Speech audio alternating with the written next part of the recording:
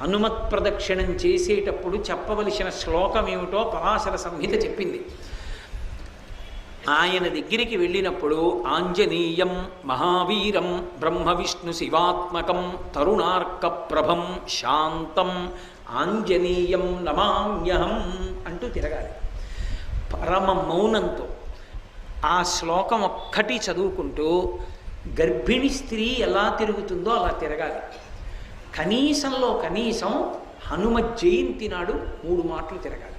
కనీస ధర్మం 3 మాటలు తిరగాలి. 3 మాటలు తిరిగేటప్పుడు ప్రతిసారి తిరిగి వచ్చి ఒక చోట ఆగి శ్లోకం చెప్పి మళ్ళీ తిరగాలి ప్రదక్షిణంగా. అలా 3 మాటలు తిరిగితే, అందుకే నేను మీతో పరమ సత్యం చెప్తున్నానని జ్ఞాపకం పెట్టుకోండి. ఎంత ఉద్వేగభరితమైన పరిస్థితుల్లో, ఎంత కష్టంలో ఉండనివ్వండి, హనుమత్ ప్రదక్షిణాలు చేస్తే మనస్సుకి శాంతి